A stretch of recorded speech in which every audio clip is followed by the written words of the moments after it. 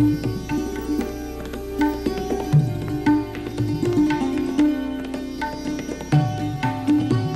the past decade, especially in America, people have been taking a serious new look at the old question of death and life after death.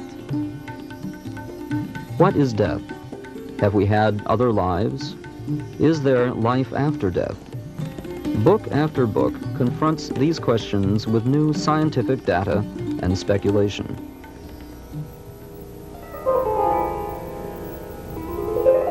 For answers to these perplexing questions, many are turning to Eastern philosophies. In the following slides, we shall investigate death and afterlife as explained in the oldest philosophical system known to man, India's ancient Vedic culture.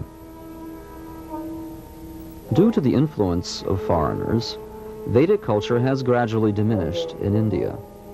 Yet, in 1977, these pilgrims and more than 8 million others came to Allahabad, India, to observe the ancient Vedic festival called Kumbh Mela. For several days, the pilgrims tolerated austere conditions, spending chilly nights with only the shelter of crude tents. These pilgrims sat on the ground to eat food cooked in hastily erected kitchens. Why were so many taking such trouble to attend the festival? For one simple reason: to prepare for the next life. Believing that pious activities will be rewarded in the next life, they flocked to bathe in the holy waters of the Ganga and Yamuna at a certain auspicious moment.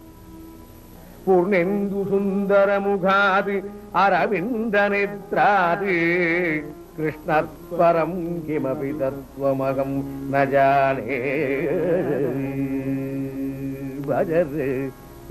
Pious activities, self-realization, and the nature of life after death are all explained in India's ancient Vedic literatures. These men read the Vedas, written thousands of years ago in Sanskrit, but still known and influential to millions of people today. In the Bhagavad Gita, the essence of India's Vedic wisdom, the Supreme Lord Krishna, shown here on the right, instructs his disciple Arjuna about death and rebirth. What follows is a summary of Lord Krishna's teachings. This diorama shows a person changing bodies from boyhood to youth to old age. Krishna explains that each of us is a deathless living soul, inhabiting a changing material body which undergoes birth, disease, old age, and death. Death simply means that the soul moves from one body to the next. What kind of body one gets depends on karma, which is the result of good or bad deeds performed in past lives. As an example of bad karma, a gluttonous person may take his next birth as a hog. Taking an animal's birth is nature's punishment because there is no opportunity to advance in spiritual life. The soul evolves step by step through 8 million species of life before it reaches the human form. Human life is valuable because one can use it to engage in pious activities for improving one's future situation. Pious activities, such as giving food in charity, create good karma and give one facility for material enjoyment in the next life. Lord Krishna says that through pious deeds, the soul goes to higher heavenly planets to enjoy celestial pleasures for thousands of years.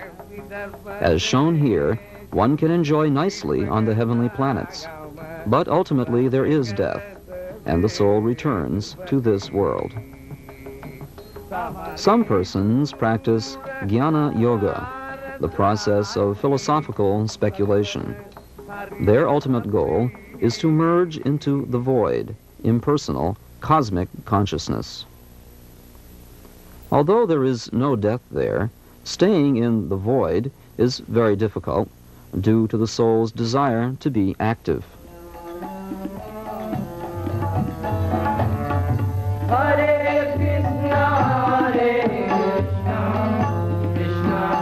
Bhakti yogis, devotees of Lord Krishna, seek knowledge, renunciation, and freedom from death by chanting Krishna's names and serving him in devotion.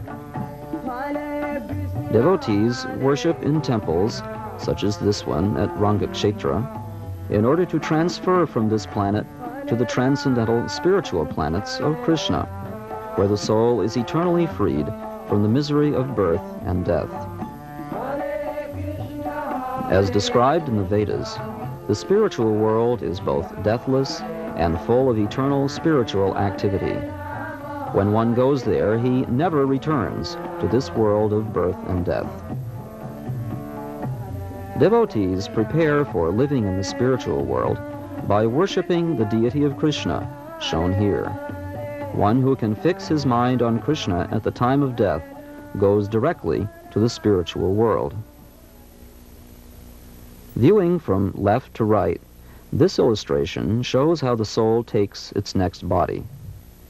At the upper left, a devotee worships Krishna and goes to Krishna's planet. Below, a pious man goes to a heavenly material planet. At the bottom, we see how performers of animalistic activities are put into the hellish condition of animal life. In the Vedic text Srimad Bhagavatam, Emperor Parikshit, shown kneeling, has learned that he will die in 7 days. He asks his guru, Shukadeva Goswami, what is the duty of a man on the verge of death? Shukadeva Goswami said, at the last stage of life, one should not be afraid of death. Leaving home for a sacred place, one must cut off all attachment to the material world. Forgetting all bodily needs and comforts, one should meditate intensely on the form of Krishna within his heart. Thus he can be sure to remember Krishna and gain liberation at the moment of death.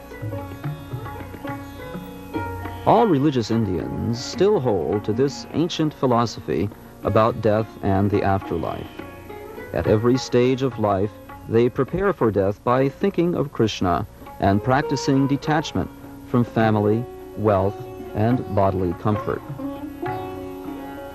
Children learn detachment from material things and attachment to Krishna from the beginning of life. At age 25, a man may take a wife. Here, married devotees worship Krishna in their home. The Vedas advise detachment to home and family, lest one think of them at the time of death and thus fail to remember Krishna. At age 50, a man customarily leaves his wife and family in care of his eldest son and accepts sannyasa, the renounced order of life. There are no old age homes. One simply practices spiritual activities until death. Traveling to a holy place, a sannyasi accepts only the bare necessities for maintaining his body. He teaches younger seekers about the need to renounce this material world. A woman whose husband takes sannyas or dies will go to a holy place to live in an ashram, a home for intensified spiritual practice. These women lead simple lives of piety, visiting temples and chanting sacred hymns. Being so much convinced of an afterlife, how do persons in Vedic society treat death itself? The following scenes from an Indian cremation ceremony give information of the Vedic point of view. These men understand that their friend or relative has not really died. Rather, he has simply been transferred to a new body. Although family and friends feel a natural bereavement, their main concern is with the departed soul's promotion in his next life. They cover the body with flower garlands and a new cloth that is decorated with names of God. Priests make final preparations on the funeral pyre. According to Vedic tradition, corpses should be burned. Only the bodies of exalted saints are sometimes buried. A final washing of the corpse serves to cleanse the departed soul of reactions to past sins. A priest covers the corpse with fragrant sandalwood sticks and incense. An intimate relative, such as the departed man's eldest brother, prepares the corpse for burning.